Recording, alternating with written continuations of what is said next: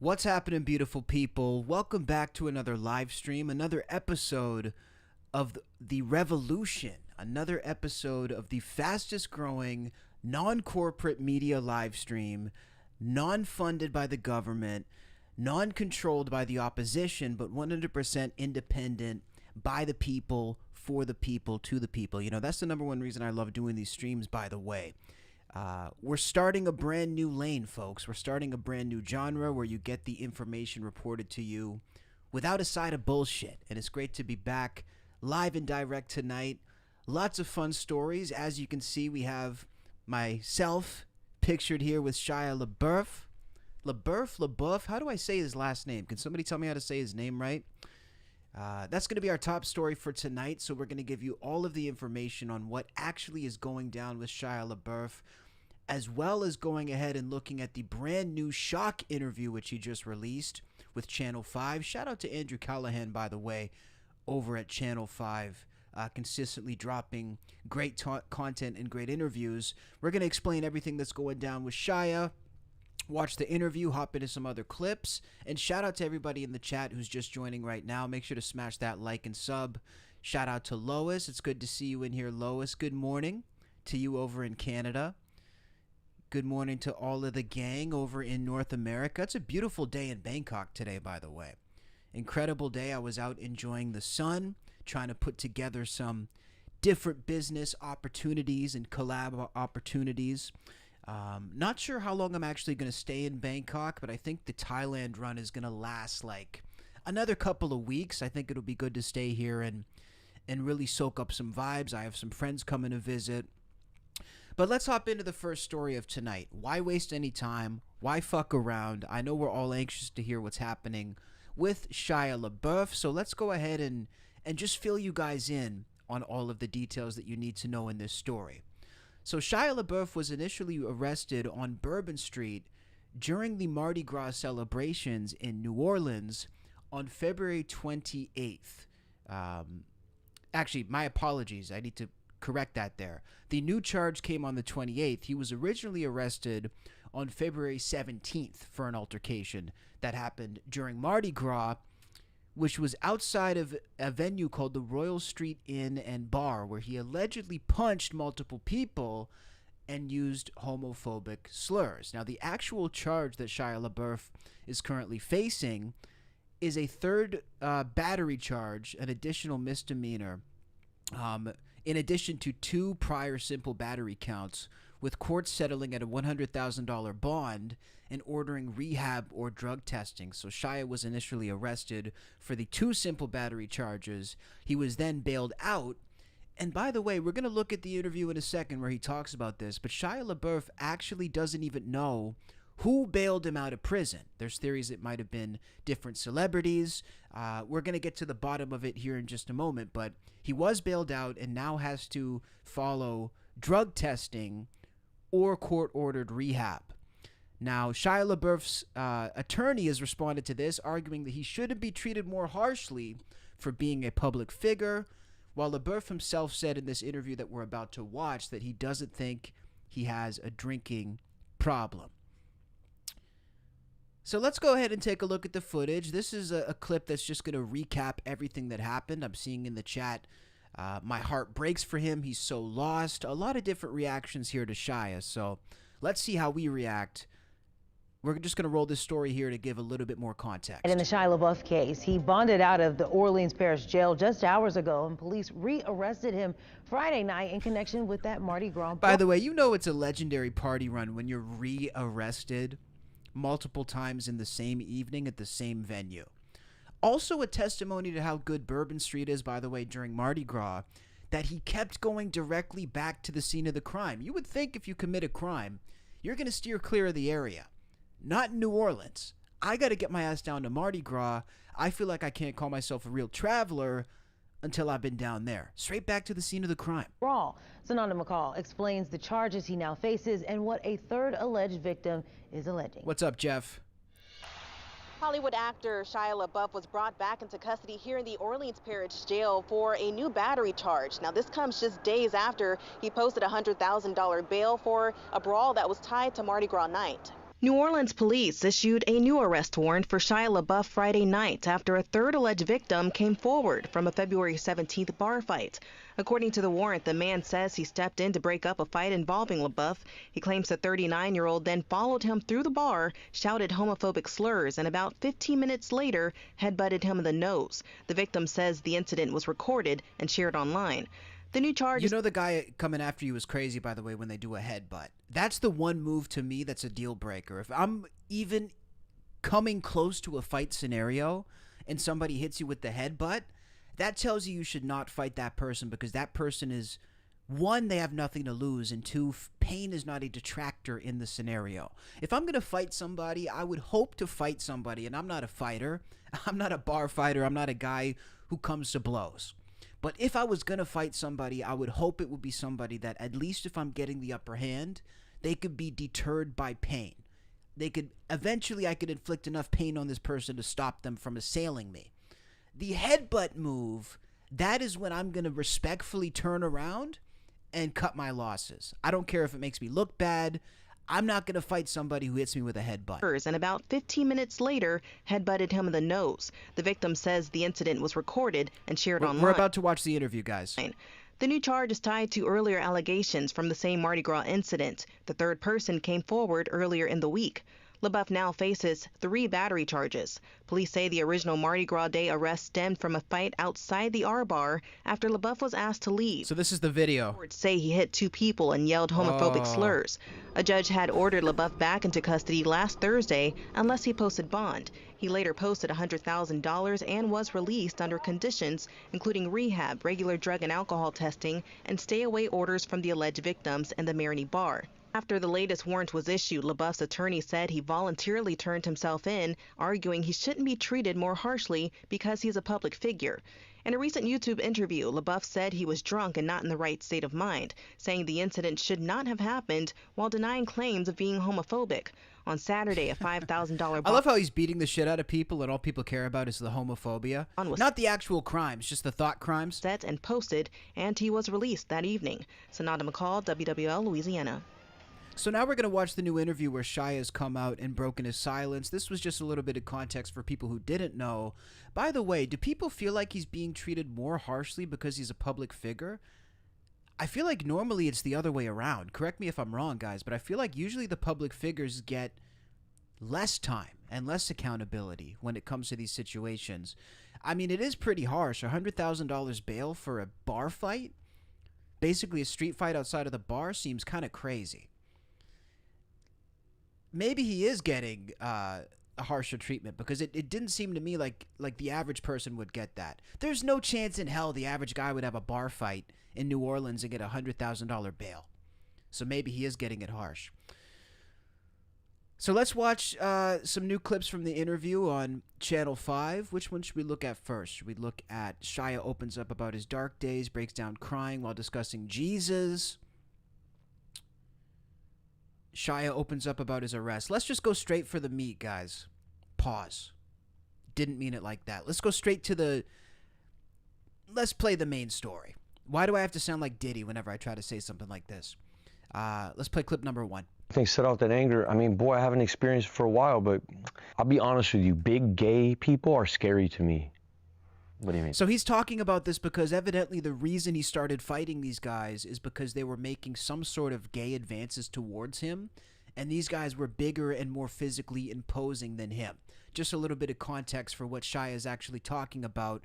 That's why homophobia is rooted in this story, because what actually led him to being in this fight was this scenario. I think set off that anger. I mean, boy, I haven't experienced it for a while, but I'll be honest with you. Big gay people are scary to me. What do you mean? When I'm like standing by myself and 3 gay dudes are next to me touching my leg, I get scared. Fair? I'm sorry. Fair. If that's homophobic, then I'm that. Yeah. Does that happen a lot? No, it just happened one time. Recently? Well, that's why I got arrested. Oh, okay. Yeah. So you were sort of being groped and surrounded. I'm not gonna say that because my lawyer said, "Oh fuck, dude." It's okay. It's okay. It's okay. We can No, make it. I am wrong for touching anyone ever, and that's the end of my statement on this whole Gotcha. shit. Sounds good. Cool. Moving back to like what kind of things would set off that Napoleon complex? Being challenged, my masculinity being challenged, somebody touching my girl, or touching my kid, or, you know, I'm good with gay. Be gay over there, though. Don't be gay in my lap. So you feel like when things that you feel that you possess in a way. By the way, can we stop acting like we don't all feel this way? I mean, it's so performative. To act like every straight person doesn't feel that exact way. You know, there's certain things in this world that we generally all kind of think and feel. And I think we're exiting this strange era where we've been sort of instructed not to say these things, except we all feel them. We all feel them, we all think them, we all kind of feel generally the same way, at least most of us, about these issues. Can we just stop pretending that we don't for 2 seconds? I don't know of any straight dude who wants a gay dude all up in their business, grabbing them and shit. Again, maybe if you want that, you're actually not straight. To my knowledge, I don't know of anybody who actually wants this. But we're made to sit here and pretend that what he's saying is out of line. We're made to say, I mean, what are we doing? Let's stop pretending, please. Moving back to like what kind of things would set off that Napoleon complex? Being challenged, my masculinity being challenged, somebody touching my girl, or touching my kid, or, you know, I'm good with gay. Be gay over there, though. Don't be gay in my lap. So you feel like when things that you feel that you possess in a way. Yeah, if a dude is touching you in any scenario, forget if he was gay or not. The physical act of touching somebody when they don't want to be touched, I feel like that's grounds for self-defense, is it not? Like, I'm almost confused as to why Shia is even in trouble for this. If there's a group of men who are touching you in a physical manner that you don't want to be touched, and you also feel like there may be sexual undertones, last time I checked, that's sexual assault. If maybe somebody could explain this to me who knows the law better, that sounds to me like sexual assault. Or challenge like your girl, your kid, if someone gets in the way of what they want to do. Yeah, if somebody, there's personal space type stuff, you know, which gets weird it's Mardi Gras. That's why, bro, I was drunk and it's Mardi Gras. So everything I'm saying is nonsense. It's Mardi Gras, you know? But it sounds like this complex is maybe something that you noticed for a long time. I mean, maybe, bro. I mean, my dad was raped by his cousin, so he was in my ear all the time. I don't know. Whoa. Who just casually volunteers that? You couldn't pay me to admit that. I don't know, maybe I am. Who the fuck knows, bro? I'm open to whatever somebody wants to say. It didn't feel like that when it happened. Look, and this is the worst thing to say, and I'm not gonna say it. I never had no problem with gay people, never. I remember paying for people's like transition surgery when I was fucking around on the internet heavy. I've never been. What is he talking about? He paid for people's what? Never had no problem with gay people, never. I remember paying for people's like transition surgery when I was fucking around on the internet heavy. Bro, I'm trying to have a beer with this dude. Yo, Shia LaBeouf, if you ever want to do a live stream that's not controlled media, let's do the link up. Small creators, still on the come up, not controlled opposition, not funded by government or big business. I feel like me and Shia LaBeouf are about to break the internet. Because what I picture this dude doing is probably, weird shit like that. Imagine that you're just a weird kind of guy who likes to get into mischievous things. Let's call it mischief, because I feel like everything Shia is doing really isn't criminal. It's kind of just mischief. I mean, punching a dude who tries to grab you, to me, is not a criminal act. That's, to me, self-defense. But when he says he's doing weird stuff on the internet, yeah, I could see him doing weird shit on the internet. Not bad shit. Again, just weird, mischievous shit. Sending money to people. Imagine if you're just like into weird, mischievous shit and you have like $250 million in your bank account. That's when the party starts going, son. Let me tell you. I would like to spend a day on the dark web with Shia LaBeouf. I've never been. We're gonna pay for some transitions. Adversarial towards it, you know what I mean? Yeah, you don't seem like a homophobic guy. No, but I don't know. I'm open to whatever. If somebody's got more information on the subject, then let me know. I know I'm fucking deep off into the Bible. I know what the Bible says About homosexuality. what does it say? Nah. That's what it says. Yeah. But wasn't that written a really long? That's so amazing. Pretty accurate way to summarize the Bible, by the way, when it comes to this topic. What does it say about homosexuality in the Bible? Just nah, bro. Just nah. Wait, that's what it says? Yeah. Pretty much, gang. Sexuality. What does it say? Nah. That's what it says. Yeah. Nah, fam. Keep that shit over there. But wasn't that written a really long time ago? Bro, you can do whatever you want with the text. It's not my business. You know what I mean? I'm a traditional Catholic. That's okay. And what's the difference between a Based. traditional Catholic and, let's say, a Based. more progressive Christian? I really fuck with the Bible. My side is this. My behavior, bullshit. I gotta deal with that. Does that mean I gotta go to rehab again? I'm just not into it, bro. I don't think my answers are there. I don't. I genuinely don't. If I genuinely did, I'd go. I don't think I have a drinking problem. I think I have a different problem, and I'm gonna address it. And what's that problem? I think I have a small man complex, some kind of Napoleonic, I don't know what it is. I think it's something that has to do with anger and ego more so than my drinking. But that's where I'm at now on my journey, and I'm trying to navigate it. I'll figure it out. Can't have a gun, can't be on drugs, can't be in no fuck around, and can't leave the country. How much was the bond? I have no idea what happened. Do you guys think he has a drinking problem or not, by the way? I feel like the rule of thumb, and I've heard this from people, I see people in the chat talking about AA, like I've heard people talk about this. If you're sitting there questioning or debating whether or not you have a drinking problem, you definitely have a drinking problem. I feel like there's never been a scenario where a person is questioning whether or not they have an issue with drinking where the answer is no. Because I've never heard a person who's normal with alcohol even have that conversation. Never heard it whatsoever. Again, I'm not judging the guy. I don't begrudge him for having a drinking problem. But I mean, at least admit it, dude. That's what I'm saying. Would he bail you out? I have no idea, bro. I know Thundercat tried to get it going. Steven and me are very close. I know him from school. He tried to send his people out, and I love you very much. That's a good man. Cuddy did the same thing. So I had these assistants. I didn't know these names of these people, but they showed up at the court or the jail trying to get me out. And then the bailiff or the jailer was like, "Hey, do you know Stacy or Shirley?" And I didn't know none of these people. So she said, "Should I just tell them to go?" She did. And then I just left on my own. I don't know who paid for what. I know that somebody told me there's like I'm not reading none of it, but bro, there's a lot of clout chasing going on in this motherfucker, you know what I mean? Like people trying to take credit for Bro, getting let you out him of live, jail. bro. God bless him. Good people, good people. So you got out of jail, like not even knowing who paid the bond? You're No, just I don't know. I don't know what it is. Bro's life is so random. He got out of jail on a $100,000 bond. He doesn't know who paid for it. And the people who may have paid for it are either Thundercat or Kid Cudi. This dude is literally living like a cartoon lifestyle.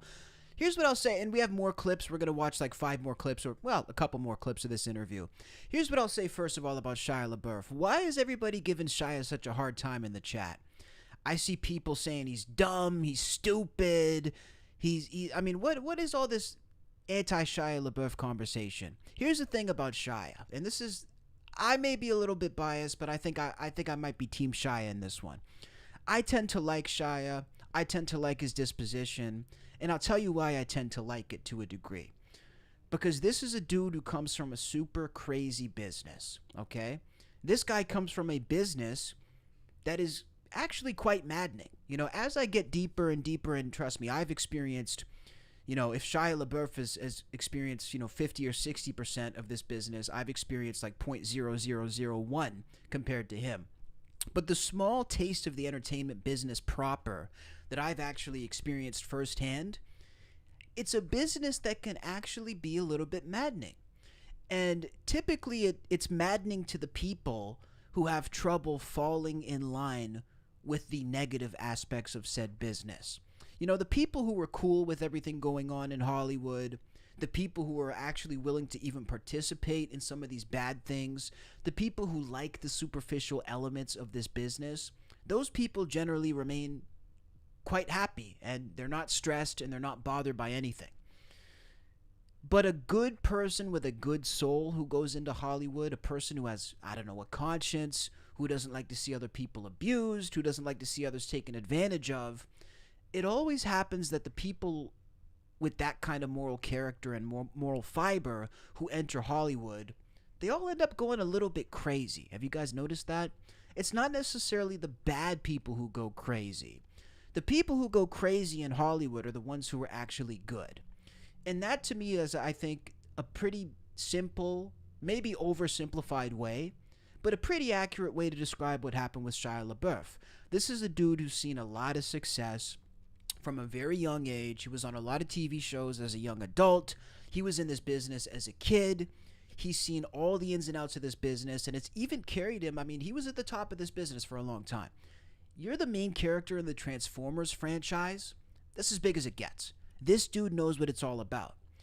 And I don't think it's a coincidence that him and Ye and all these other people who made it to the top of the mountain in this business end up going a little bit crazy, because it's a business that can make you go a little bit crazy. So I don't understand the angle of being super hard on LaBeouf. I feel like he's cool people. I don't know the guy, but I feel like he's cool people, at least based on what he presents. You know, it's almost a bit of a red flag if you don't go a little bit crazy in Hollywood, because that tells me that you're okay with living in a world that doesn't make any sense.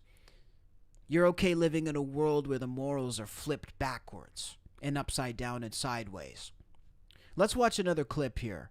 Shia opens up about his dark days and breaks down crying while discussing Jesus Christ and why he drinks alcohol. Should he be doing an interview right now, by the way? I don't even know if he should be doing an interview in this state. Who are the lawyers that said yes to this interview? First. Only. What would you say to Jesus if you could meet him? I wouldn't say shit.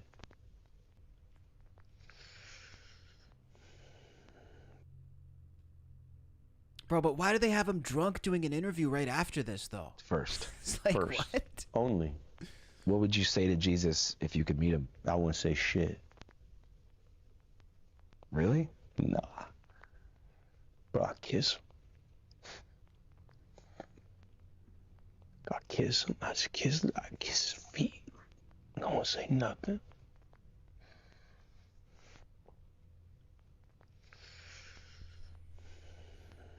Chill out with these questions, Andrew. My bad. I didn't know it was gonna make you I'm emotional. a real brother. Catholic, bro. A real one.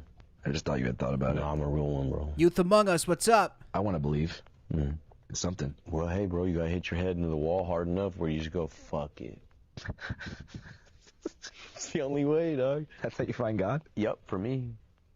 For the hard-headed ones, yeah, you gotta go hard. What do you think was the real-life equivalent of you smashing your head on the wall? I put a gun in my mouth. I was ready to kill myself, blow my brains out. Writing letters. Yeah, Wow. dark days.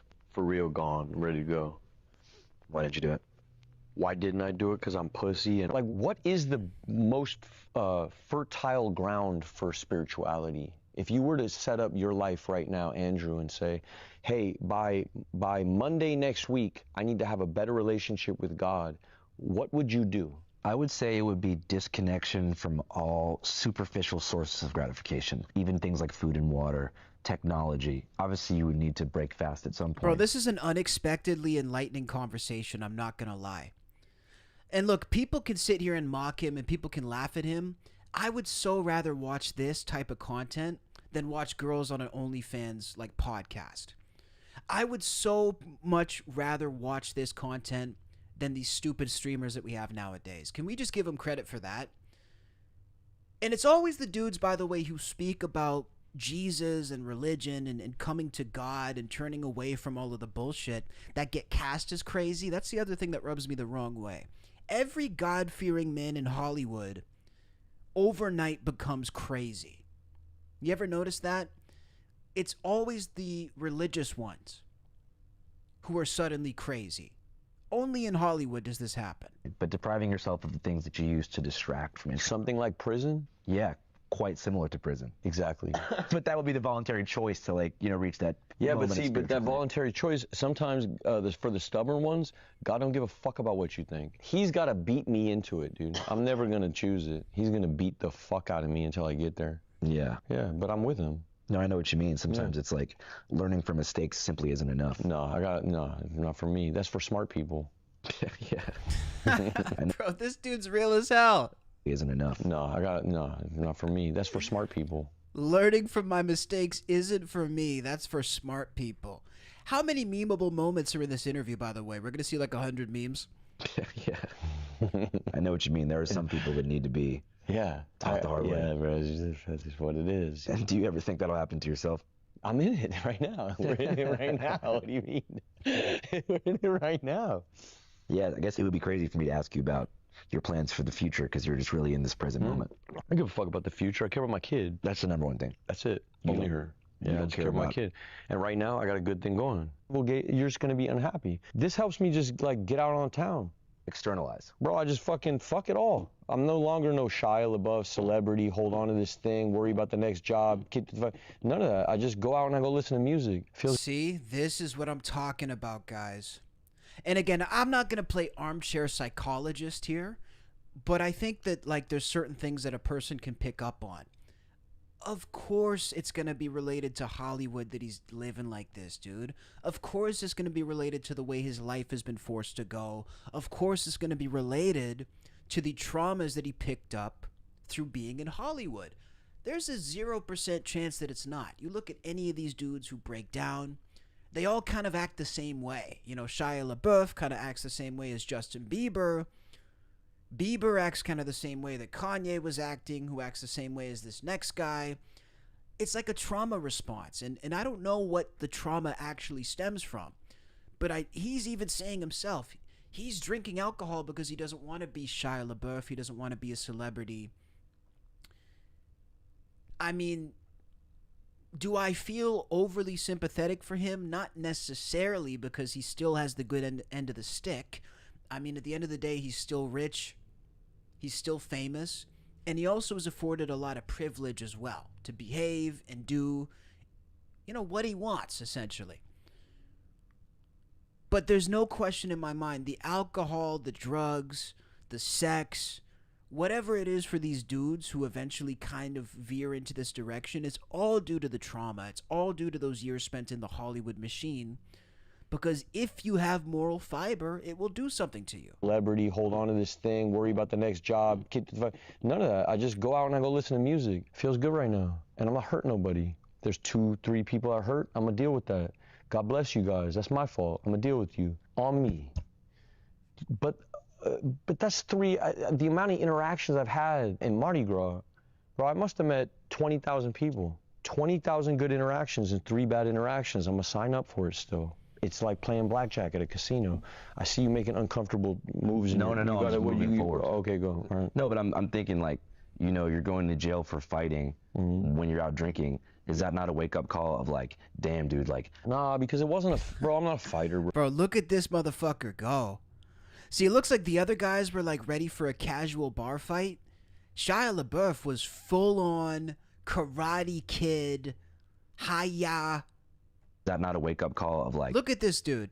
Damn, dude, like... Nah, because it wasn't bro, I'm not a fighter, bro. These people are clout chasers. Bro went Karate Kid. But I'm saying going to jail, like, have you thought like, damn, maybe if I wasn't drinking, that wouldn't happen? Like, I Who gotta gives a chill. fuck, though? It's another experience.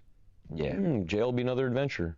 Yeah. What are you gonna do? That's cool. That's like the Hunter S. Thompson viewpoint. Who gives a fuck? Yeah, I'm with God, bro. I just move with God. God's gonna move me around. Yeah. And you feel like you found God through AA. Bro, this is the most legendary run since the Charlie Sheen Tiger Blood days. Can we just give this dude his flowers for 2 seconds? The modern day Charlie Sheen Tiger's Blood. Completely love it. And I gotta say, we're gonna watch a little bit more of this interview, but I'm just gonna give my ruling right now. I'm Team Shia 1000%. Why is everybody on Shia LaBeouf's dick right now? Think about the facts of the scenario. Forget, and I gotta put my picture back up. Forget what we're being told to think. Forget what we're being told to feel about what Shia LaBeouf did. The facts of the matter are as follows. Shia showed up to New Year's Eve, or Mardi Gras, to have a fun party time. He got fucked up on drugs and alcohol like everybody else did there, okay? We're acting like Shia was the only person drunk. He might have been the most sober person at Mardi Gras.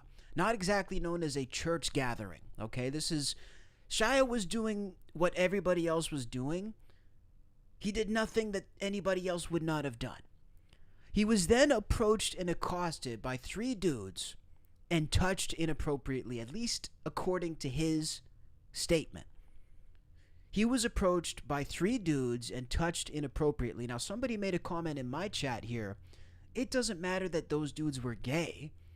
One, for me, I don't care if the dude is gay or not. If he's touching me inappropriately, that's that. I don't care if it's his orientation or not. A dude's trying to grope me, It's nothing to do with homophobia. I'm going to shove him off me whether he's gay or straight. Whatever the fuck you are, don't touch me. That's my first thing. The second thing that somebody said in my chat, which is such a great point, is nobody wants to be groped by anybody. It's nothing to do with a homophobic issue. This is the same thing as if a straight man was attempting to put hands on a straight woman in a nightclub or a Mardi Gras setting. Not going to fly, okay? And I think anybody who is in that scenario has the utmost right to fight back physically. That to me is self-defense. Somebody touches you, that's assault. Somebody touches you and there's sexual purposes for it, that's sexual assault. How are we going to sit here and act like Shia LaBeouf did anything that any other normal human being wouldn't have done? He did everything right. Last time I checked, for my boys back home even, let's say there's dudes in my hometown. If they go out to a club and they're groped by another man, they're going to knock them out. I don't know where this comes from. I've never heard of a scenario where a dude approaches another dude on the street and gropes him and he doesn't get knocked out.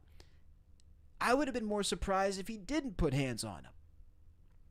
So this is bullshit, dude. Free this dude. $100,000 bail for putting self-defense is bullshit. $100,000 bail for what? The dude who groped him should pay $100,000. And it's not homophobic. And again, please, stop with the homophobia crap. It's so stupid. It's so stupid. Just because I'm not saying something positive about a person who happens to be gay, that doesn't make it homophobic. So, you know, is being gay now an immunity for everything? If you're gay, you can just do whatever you want. There's no laws that apply to you. The woke era is over, my friends. All of this bullshit, all of these woke ideologies, well, he's part of this group, so he can do this. It's done. Woke is dead. It's not even go woke, go broke. It's just woke is dead now. We just don't play by those rules anymore.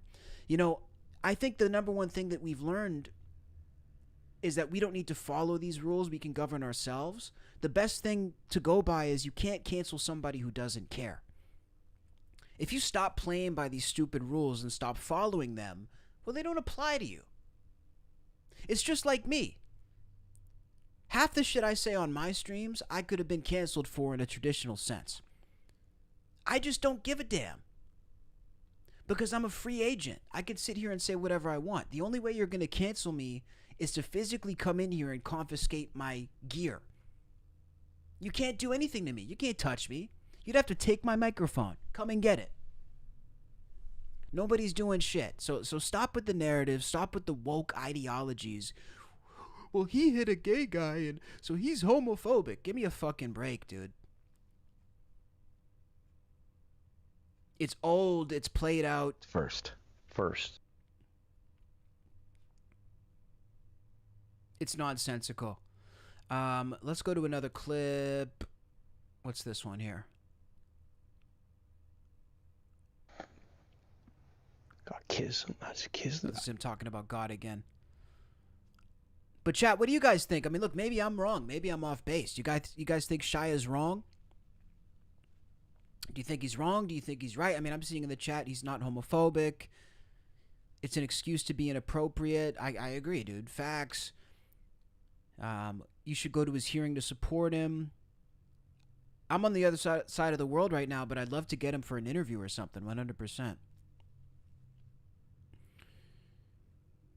I'm 12 years old. I'm glad dude, I look good. Damn, I look 12 years old. I'm going to look really, really good when I'm like 50 then.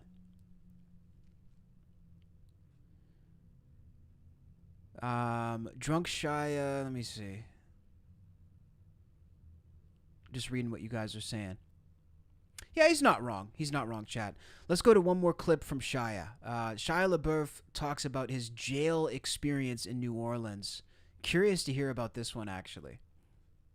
How was the experience of, going to jail and everything like that? All cute, like fun, like whatever, like stupid, like Mardi Gras. What was it like at OPP? What's OPP? Orleans Parish Prison, Oh, man. shit. You got all the slick ass names. I don't know, bro. I went in there. I was like, hey, let me get a coffee. They're like, shut the We don't give you coffees out here, so. But Yeah. they were all nice to me, bro. I got cold, they gave me a blanket. Nobody was really talking. It was crowded. It was Fat Tuesday, so it was super crowded, and then it got more crowded and more crowded and more crowded. But that was fun. And then it's pretty cute. There was one dude who popped off bad, but nothing really. How many people were in the drunk tank on Fat Tuesday? On Fat Tuesday, it was probably where I was. There's probably 50 of us. I'm sure everybody recognized you though, right? Yeah, but everybody's good, bro. Everybody's easy. You know what I mean? They know what it is, really. They know already. Yeah. It's crazy how recognizable Shia is still today, by the way. Because when was Transformers released? Transformers movie, like the OG movie. By the way, one of the staples of my childhood. Can we just give credit to the Transformers movie, the OG Transformers movie? When did the first one come out? The Michael Bay? 2007. But dude hasn't really done movies since then. So it's crazy how recognizable he still is. But man, this movie was actually goated. I'm not going to lie. The Megan Fox scene where she's looking in the car, that was every like pubescent, like 12-year, like when I was 12, 13, bro. This was the awakening. Baggage kind of lands before I get there, kind of thing. Usually, everywhere. You told me you shared a blanket in there though. Yeah, we did. We shared a blanket, because there's 50 of us, so there's only so many blankets. But yeah, me and this one, yeah. Yeah. I'm talking about the OG from my generation. That was obviously wasn't the original Transformers, but dude, I'm under 30. Yeah, we shared a blanket. He was, yeah, we talked. He was a good guy. Actually, he was. So usually when you get processed, you become friends with whoever you're getting processed with. Just the innate reality of meeting somebody before you meet everybody else. Yeah.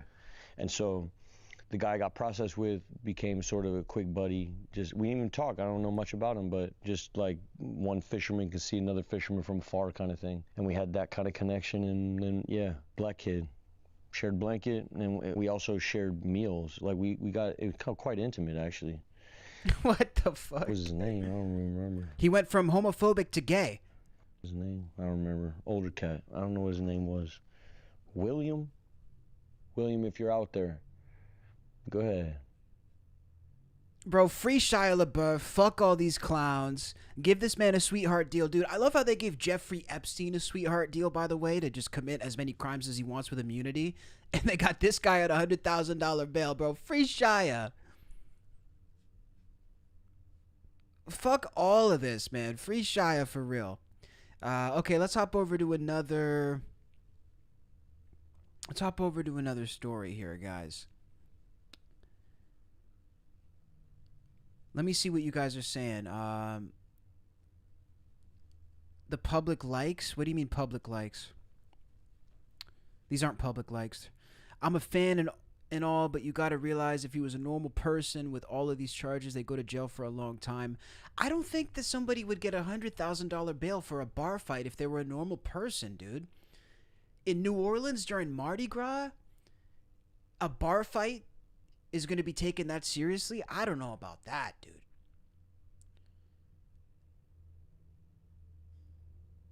I don't see that. Guys, I know what intimate means. It's a joke. It's a joke. You guys got to understand what a joke is. Okay, let's hop over to our next story. We have a couple things here from X that we were looking at. Keeping it a little bit lighter today. I know we're like on the brink of World War III, but I figured I'd give people a little bit of a refuge. Speaking of that, Clavicular, the live streamer, he weighed in on World War III. Let's see what he actually has to say. Yeah, W's in the chat for William, for real. Shout out, William. Iran struck Dubai anyway? Dude, I mean, let's be real. The whole war thing is comical. Who even gives a fuck? But the fact of the matter is, like, they killed the guy in one day. That just really goes to show they could get your ass. Well, I mean, like, the government. Like, what do you mean, we? Iran struck Dubai anyway? Dude, I mean, let's be real. The whole war thing is comical. Who even gives a fuck? Clavicular writing off the Iran war. Now, I got to tell you guys, this clip may seem like we're watching a naive dipshit. You know, on first impression, we may seem like we're looking at a guy who's just an idiot, to be frank with you. But this is actually one of the smartest plays that I've seen in live streaming in a long time, and it goes to show me that Clavicular, in any moments that he does seem like a dumb guy, I think he's actually playing dumb, and here's why. We saw exactly what happened with Clavicular when he got caught up in this whole Forbidden Song scandal with Nick Fuentes and Andrew Tate.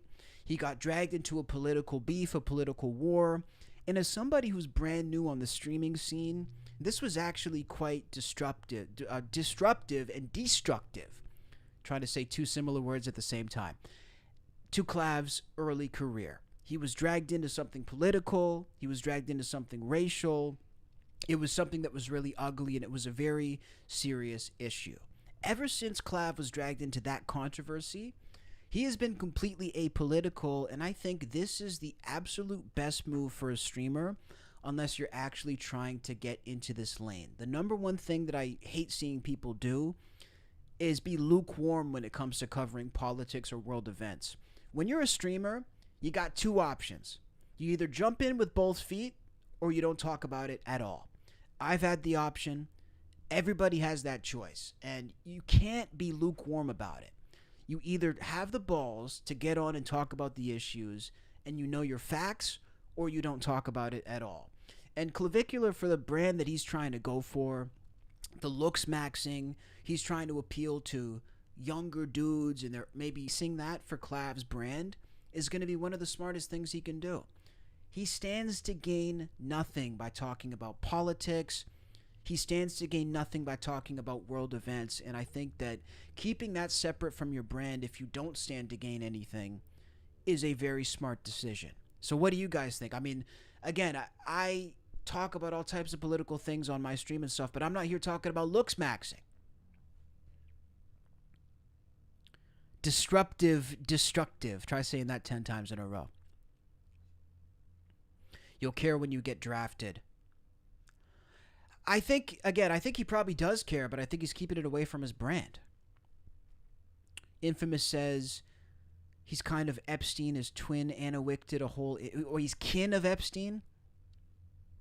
Well, I mean, Clav is obviously an industry plant. There's no question about it.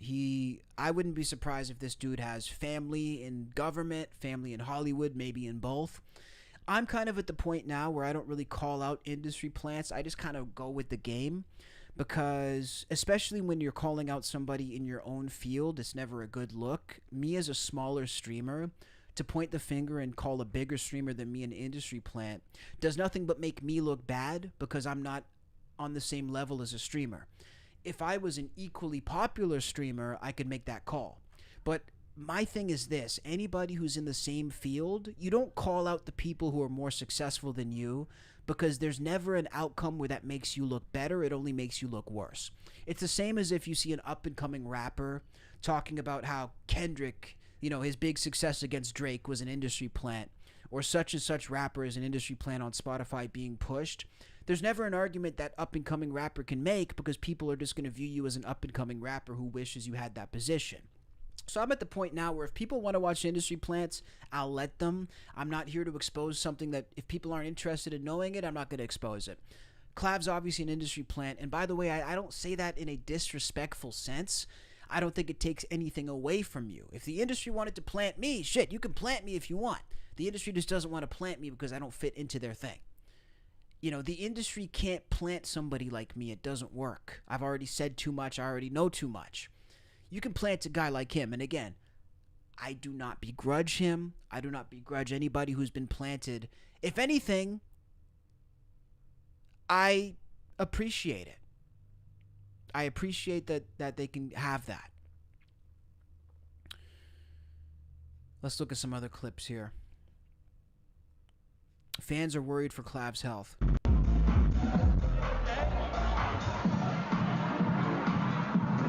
This dude is high as fuck. What the hell? My dude is off that good ketamine tonight, son. Oh, shit.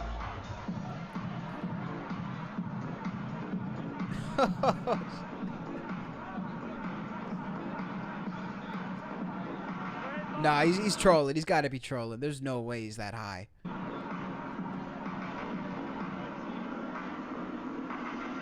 been watching your streams a lot, and all seriousness. What the Holy shit. See, I worry about these streamers promoting drugs, though, man. How do we get to the territory where streamers are promoting hard drugs? If anybody's ever messed around with ketamine, dude, that shit's no joke. I've never done ketamine myself, but I've been around people who've done it. That shit is no goddamn joke. Let's look at this one. Jack Dougherty attacked by a random masked man. Let's take a look at this one. Yo, fuck Jack Dougherty. Fuck you. Dude, what? Yo, what the fuck? Yeah, okay. Yo! Oh my god, there's glass all over me. Yo! What the fuck you did, Jack? It's so fake. This is the fakest shit Yo, I've ever fuck seen Jack in my Dougherty. life. Come Fuck on you. now. Dude, what? Yo, what the fuck? Yo! Oh my god, there's glass all over me. Yo! What the fuck you did, Jack? It's so fake. It's so hilarious. Dude, I gotta tell you guys, man. If there's one positive thing that I can say about Jack Dougherty, you can never underestimate the depths he's willing to go to try to remain some level of relevance. Retain some level of relevance, rather. This dude will do anything. From hanging out with Joshua Block to hanging out with the Island Boys, bringing people on with drug problems who are barely coherent to his streams to milk them for a couple of views. All terrible things. But just when you thought this dude ran out of ideas for clout or to get his name out there, he pulls another fake stunt. He pulls another something. And I'll tell you guys, I actually love watching Jack Dougherty when he comes up on my feed.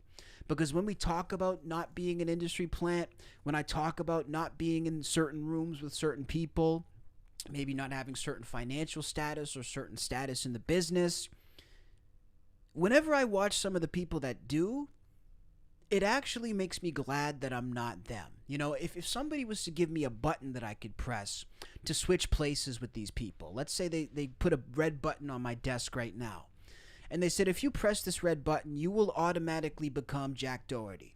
You'll be in Miami. You'll have all the same OnlyFans models at your crib. You'll have the same clout. You'll have all the money. And you won't be Cassius Morris anymore. You can press this button and you'll switch lives.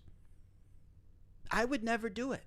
That is the honest truth, because when I look at the hollow existence of most of the people in this space, when I look at the clout-chasing foolery that these people have to do to keep themselves relevant or to keep that income stream coming in, and I look at how much of their souls they compromise, it no longer becomes interesting to me.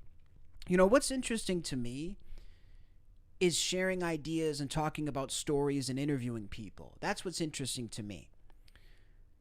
Selling my soul, promoting drugs, promoting pornography, promoting the sort of degeneration of society, to me is not interesting. So I actually love it when these clips come up, because it reminds me that I am on the exact right path. And I mean, look, trust me, I know how to do it, guys. I know how to do it. There's no question I know how to do it. But I don't want to do it. That's the honest truth. Let's see what other clips we have. Do we look at a Tate clip? Do we dare? I feel like we could look at an Andrew Tate clip. This photo is so ridiculous, by the way. We need to make this collab a reality. I feel like the Shia LaBeouf interview is going to break the internet. But I feel like the only way to get some of these interviews is to go back to the States, dude. Honestly, I've been thinking about it. I got to go back to America soon. I really, really do. I watch the people who walk up to these guys on the street. They get these interviews. They get these exclusives. People will be just like leaving the subway. They see somebody. They see fucking Keanu Reeves walking off the subway. They interview him. Yeah, I've been thinking about that. I got to get my ass back to the States. I did 2 weeks in New York City for my channel, and it was like probably one of the most meaningful content runs I've ever done. Like what I was able to accomplish in 2 weeks in New York City, dwarfed like 6 months of progress that I had before that at home. I'm not even shitting you. I had people calling me when I went to New York for weeks on end. And we'll pull up one of the clips just for anybody who didn't get to see them. I don't even know what it was called. It was Crackhead Barney, right? Because, yeah, like, this was another famous person that I ran into. Oh, shit, don't tell me. But my point is that, like, I've been having a lot of fun in Asia, but I might have to get back to this shit. Who the fuck are you? What channel is this? Cassius Morris. How many followers? 60K. Get them motherfucking numbers up! If I talk to you, I'll get 1 million. What's your favorite thing about being in New York City? Doing this. What's your name? Mind your fucking business. That's a good name. Mind your motherfucking business! Mind your motherfucking business! Can you say it a little louder?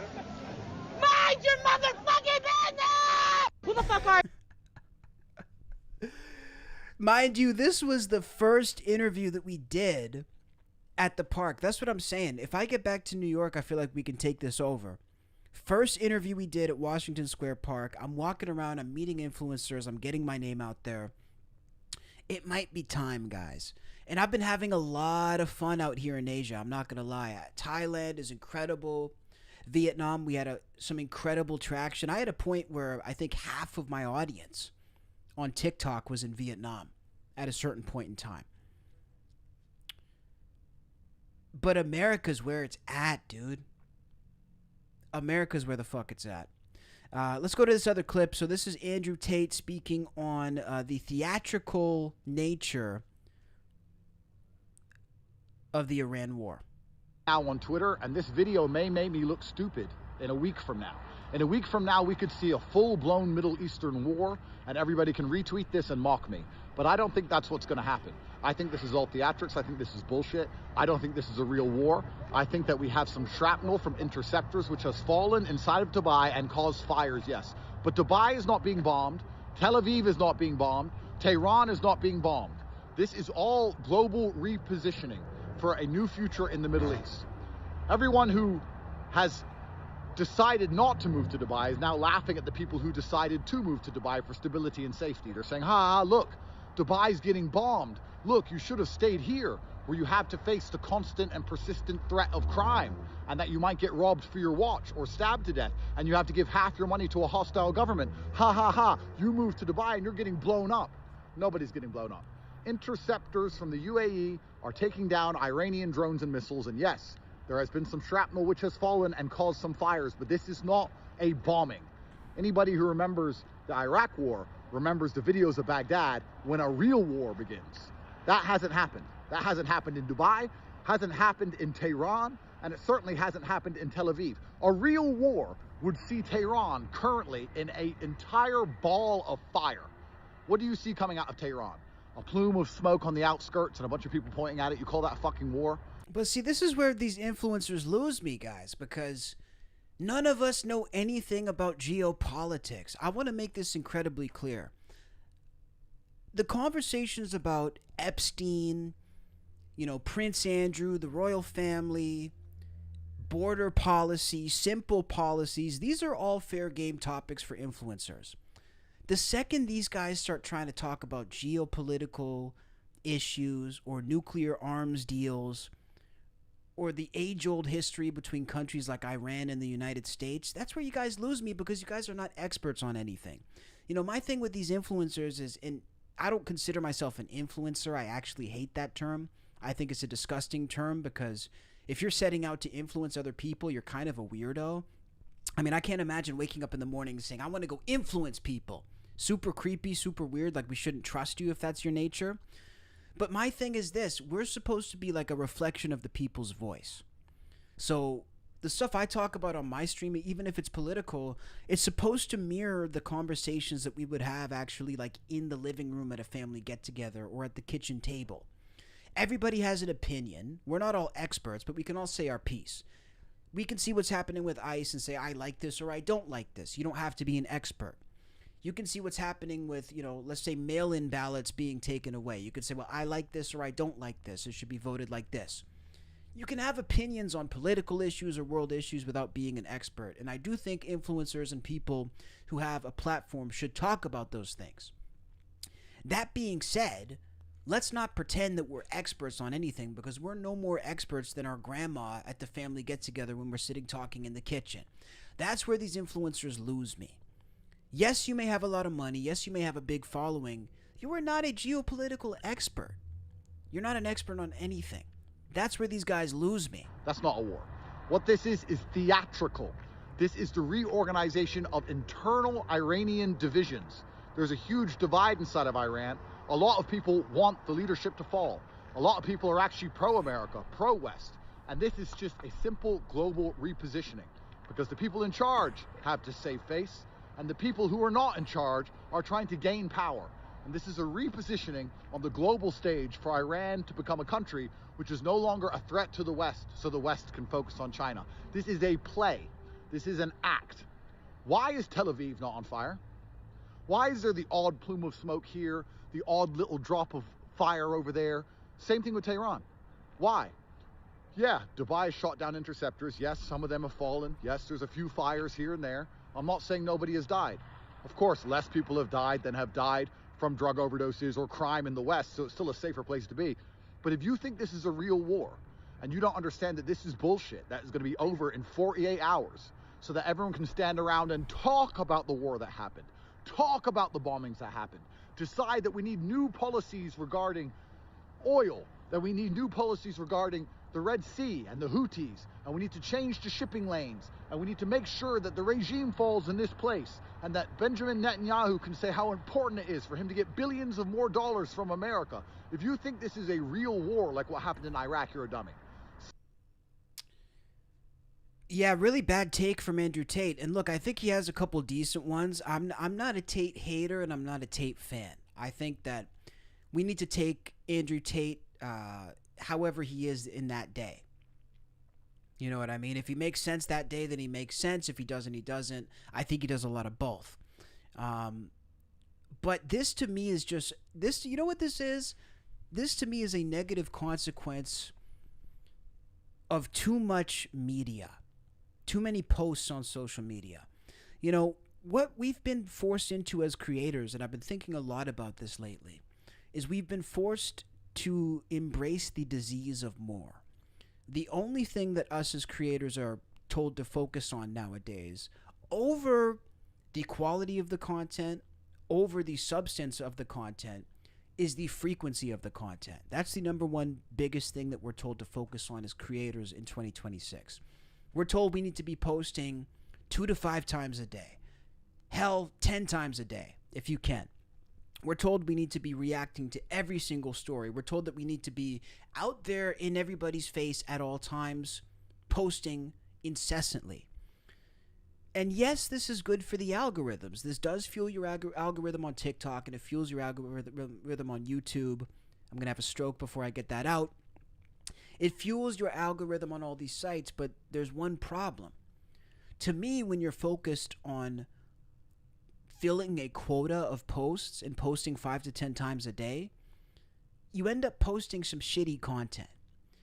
You know, when I first started this game, the only thing that mattered about your YouTube video or your podcast, and mind you, this is over a decade ago, things change, but the only thing that mattered when I started this was the quality of the content.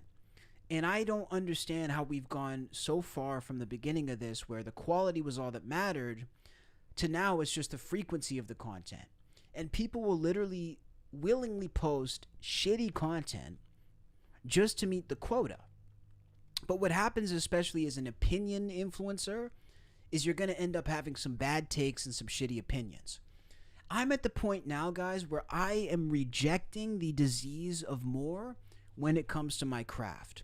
If I don't have something to stream about on a given day, I'm going to take the day off and not stream, because guess what? I would rather have something to actually say, actually have something of substance to share with you guys, instead of forcing it and coming on here to stream for no reason. If I don't have something interesting to post as a clip or a reel, I'm not going to post that day, because I would rather take another day to make a quality post and put it out for you guys, for you to actually enjoy it, instead of being in this rat race. That's what we're all conditioned to now. We're conditioned that it needs to be more and more and more. Nobody even cares about the quality of anything anymore. Nobody cares about quality. It's all about quantity. I'm seeing it's called capitalism 100%. So at the end of the day, that's what it is, dude. It's the disease of more. We're not going to fall for it. I think there was a couple other clips. I don't know if there's any more Shia clips that we could look at. I feel like there's some funny stuff. Shia on the Epstein files. Oh, we should have watched this one earlier. The thing. You see all the Epstein stuff when you were on the sick one? Hey, people gotta get right. You know what I mean? You gotta own up. You gotta get right. People gotta get right. People gotta get right. But were you peeping game when you were like out and about, like on the same day all these documents are dropping? Nah, I mean, nah, bro. I was fucking chasing ass on Mardi Gras. What do you mean? I wasn't paying no attention to Epstein files. Nah, this shit is beyond me, bro. I don't get into this shit. Yeah, I just wondered. It's like the biggest news story in the world for a couple of days was Epstein. If you got no life, you know, you're just sitting in a fucking hole all day. You're not, you know, chasing ass and getting at it. And motherfuckers that are in the street, they don't give a fuck about this stupid shit. You know what I mean? It's if you're sitting home all day, just like, who got kidnapped? You know what I mean? Your life sucks. You know, you're a normie. Fuck off. But if you're out here, nobody gives a fuck about none of this shit. No fact. Bro, that's a L take from Shia LaBeouf. I'm not gonna lie.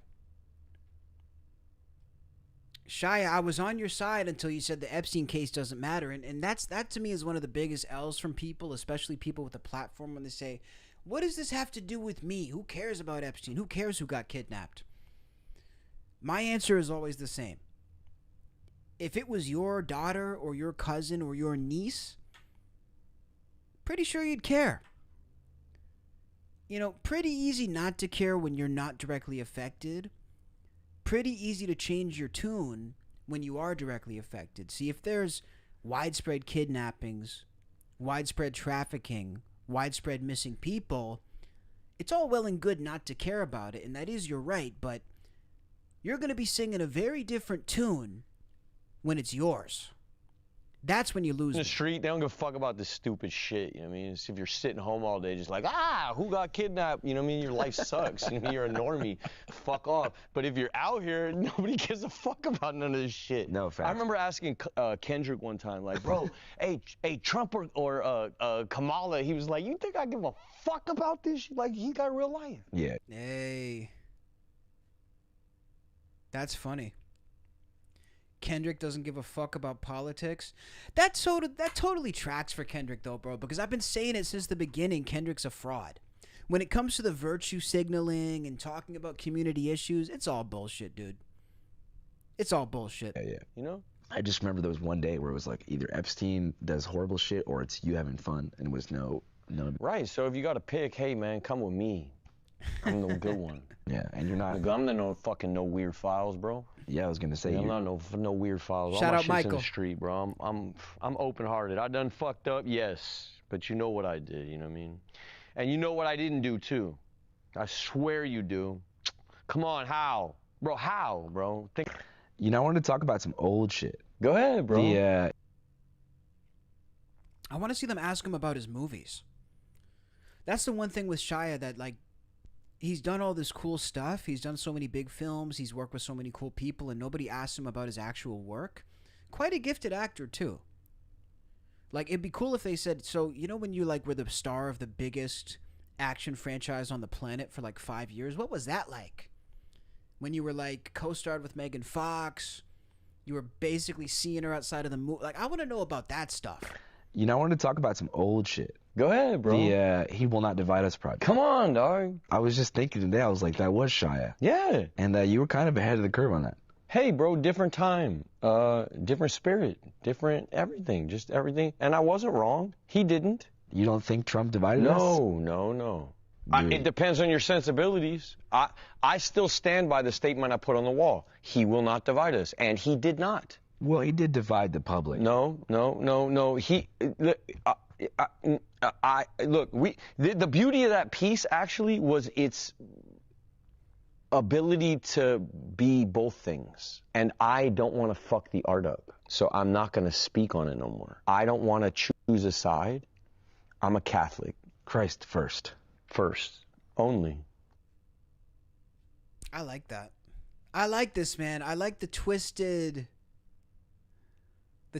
logic. Something like that, because I like what it does for people's life. I take a bunch of pictures like I'm a golden retriever or a governor or something like that, because I like what it does for people's lives. I remember trying to get Mike Piazza's autograph, motherfucker. You know what I mean? For my whole life, Mike Piazza. Were you waiting outside the fence? Every day, this guy, bro. We used to go to these Dodger games. Big Brothers program used to give these tickets out. You go fucking Dodger game. Me and all of them dudes would be sitting in the parking lot. Brent Butler always signed. Hideo Nomo always signed. Mike Piazza. Just a cold heart. Mike Piazza, you're a bitch, bro. How many times? That was personal. That was personal, bro. How many times do you think he rejected signing up? Every day, bro. I used to go out there 90 times probably. Rejected me 90 times. So what it did was, I'm going to sign them all. So when I got on, it was like, yo, fuck Mike Piazza. So you don't turn down any pictures? Never. Never, ever. Not unless I'm with my kid or I'm eating some food or I'm chasing some ass. Because you feel like you're helping people, validating. Yeah, what did God do it for? Why did he do it? Why did he do this to me? You know what I mean? What is the purpose? So when G says LA, well, man, I gotcha, but I'm still coast to coast like I'm Mike Piazza. Damn, you guys remember the scene in The Incredibles where he rips off the poster of Mr. Incredible? Incrediboy? This is his story. This is like Shia's Mr. Incredible. I feel like all good men out there lost the love of their lives like 6 years ago. Do you guys notice that? Every dude who I meet who may have like a subtle drinking problem, usually the life of the party, but definitely a subtle drinking problem, maybe an undertone of anger issues, but they're handling it. They all lost the love of their life like 4 years ago, and it's always their own doing. It was always their fault. Down to New Orleans in the first place. Yeah. Yeah. But it was like a permanent move that you're planning? Family on both sides. So, you know what I mean? Heartbreak. Shit didn't work out. Had a dream that I was trying to build in Pasadena. It didn't work out, you know, because of me. And then, so I moved out here and started trying to build something new out here, like a landing pod. It's like an outpost. You're in an outpost right now. This isn't a house yet. It's an outpost. You know what I mean? It's like you know what I mean? You said heartbreak? Oh my God, yeah. But you know what I mean? But you got to deal with that, and God puts that on your heart for a reason. And I feel like it's not new heartbreak. You know, it's heartbreak is, I don't want to talk too much about it. It's not my story alone to tell, but my side is, you know, I failed my marriage. And so I had to own up to that. So that's why I had to move out here. So I moved out here and started trying to rebuild, was having a good time, and then, you know, hit a roadblock right there. And where do you think that roadblock began? I think that roadblock began with clout chasing. In what sense? I'm a bright light, G. So I come out here, I'm out here. And sexy. Mm-hmm. You know what I mean? So I think, but it's not we're going to get to it. I don't want to know, but that's not to diminish on that side either. I fucked up, you know what I mean? But. Yeah, relationships suck, dude.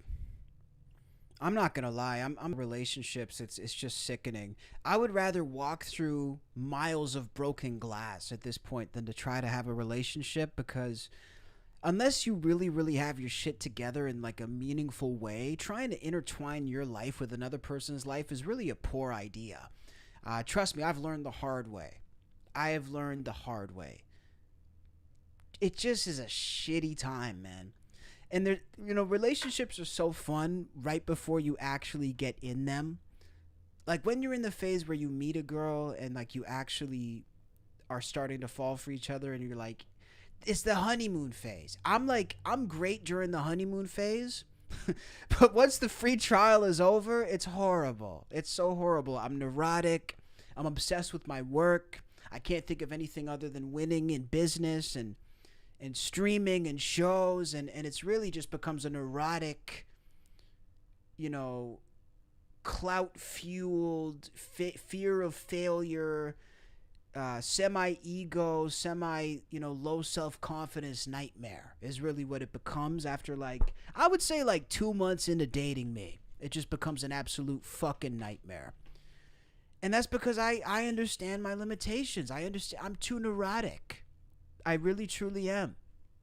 This mind is a prison. The only reprieve that I get is this 2 hours when I come and talk to you guys. The rest of my life it's a nightmare up here. Too much neurosis, but that's every good broadcaster. Never date one of us. We're fucked. It's a nightmare. What else do we have? Anything that's not going to get me thrown off of YouTube here or what? I can't be playing Myron clips. There's a lot of clips I can't play nowadays because this shit will get me taken down. Somebody asked if I covered Jim Carrey. I covered Jim Carrey yesterday, so I'll put the clip out.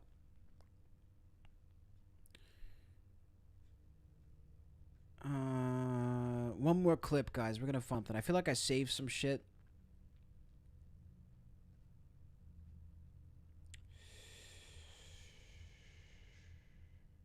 Let me see. I don't even know, guys. Honestly, the news cycle is kind of dominated by this war stuff right now. That's kind of what the deal is. So I've been trying to find some cool shit to talk about, but it's all dominated by the war. So look, maybe we're going to find an angle. My goal has been to try to find an angle to cover the war. So open call if anybody out there is watching from Dubai, if anybody is like Iranian, if there's anybody who's in the know, you guys can hit me up and I'll have you on the stream. That's not Jim Carrey? Dude, I don't know, man. I don't know. I feel like it was Jim Carrey. Somebody actually confronted him. Did you guys see that clip? Somebody actually, I'll see if I can find it. Somebody confronted him and asked. One second. Jim Carrey confronted. This one here. Dude's like, are you the real Jim Carrey? Actually, Jim Carrey is real original Jim Carrey. Can you answer this, please? Mr. Jim Carrey. Every fake news is saying you are not Jim Carrey. That's true or not? Please, give answer. After Epstein files, you actually say something. That's true or not? Are you true? You same man? Look at him laughing. Please answer. Please answer. Are you the real Jim Carrey? Are you actually Jim Carrey is real original Jim Carrey? Can you answer this? Do you guys think it's him or not? That's such a weird thing, though. Imagine if somebody came up to you and asked you if you were you. Like, that's just bizarre. Like, are you the real you? Please, Mr. Jim. I'm going to call cap on this one, guys. Come on. It's a conspiracy theory. It's got to be, right? There's no fucking way. I know he seems different, but I don't know if he's trapped in a character. Like, I don't know what the deal is with Jim Carrey. Took you years to get your life at the right place to be able to date. That's what it is, dude. It's such a non-topic. I don't even know why I bring it up. I just feel so fed up with human beings, and I feel so fed up with imposing myself on human beings that are not my audience. I feel like my purpose is to exist behind a screen. And that's really where you're going to enjoy me, folks. You're not going to enjoy me in your real life. You're really not. You will enjoy me behind the microphone for 2 hours at a time. Ghislaine is in Israel. Well, I would believe that. Anyway, guys, we're gonna quit while we're ahead here for tonight. Not a whole lot of stories. We will keep tracking Shia LaBeouf. We will keep looking at this stuff. Probably go hang out in Bangkok again tonight. Been having good times. Been trying to keep myself in the house, though. Super hard when you're in a city like Bangkok. Such a vast city. Right outside of the subway. I can feel it calling me. That's always the tough thing, by the way, about where I'm at now. because I'm at the crossroads now between enjoy your life or level up your life. When you're 27 in a city like Bangkok, every day is a holiday, every day is summer, and every day is a party. It gives you ample opportunity to be distracted, to waste your money, to go and fuck things up. And I always have to pull myself back to the OG goal. What is the goal? What do I want to do? Do I want to enjoy my life now? Do I want to go party in this last stretch before 30? Or do I want to really set myself up for success for the rest of my life in this last stretch before 30? And all the people who were showing up to the practices, of which there's many in the chat, like Youth Among Us, you're showing up to the practice, you're showing up to the stream, you're showing up to the interview, you're writing those emails, you're coming home early, you're not going out late. I just want to give a huge shout out to you guys because I know what it's like. I know what it's like to feel like you're missing out. I know what it's like to be on the train coming home when everybody's going the opposite direction with their friends and their girl and their whole crew, and they're going out for the night and you're going in for the night to stream or to do your work. I know what it's like, and I salute you. I commend you, and I can guarantee you guys you are making the right decision. 1000% you're making the right choice. It's hard. It's hard as fuck. And it's been calling me lately. You know, I've basically been doing this my whole life. Like through my entire middle school years, I was streaming and podcasting. I was saying no to the party to go do an interview. I was saying no to coming over after school to go do the podcast. This continued into high school. It continued into my early 20s, mid 20s, and now late 20s. And I've had nights where I just say fuck it and I go and I feel the call of the wild. I feel the call of the party strip. But every time I get there, even when I do go to the party, even when I do go meet people, it just doesn't feel right because I feel a calling on my soul for a higher purpose. I feel a calling on my soul to entertain people, to inform people, and I feel a calling to level up my life. You know, my family, we've never had somebody break through. We've never had somebody hit the 6-7 figure mark. We've never had somebody on billboards. We've never had somebody cross over to mainstream appeal. That's what I want to do. That's what I want to be for my family. I want to be the first dude to break that threshold, break through that ceiling. I want to put my nieces through college, even though their parents could do it. I want to rent the private room at the restaurant and have my family there for dinner. That's the life that I want. And if saying no to going to hang out with a bunch of broke backpackers is the way I'm going to preserve that life, then that's what I'm going to do. I'm going to hang on to this with every fiber of my being because this is my only shot. This is my only shot to take it to that level. And it has to be done now. It has to be executed flawlessly. It has to be executed with purpose. And there's no other time. There's no other time. So I hope that if you feel this way about your craft and your vision and your goals, you're pursuing it, but most of all, and most importantly, I want you to be protective of it. Protect your goals, protect your dreams, protect your ideas above all else, because those are the only things that are going to be there for you when the rest is not. When the dust settles and the smoke clears, it's going to be you and your vision versus the world. I can guarantee it. Protect your vision. Protect your goals. Fight for them at every turn, because I guarantee you nobody else will. That much I can guarantee you. I love you guys very much. Thank you for watching. We'll be back tomorrow.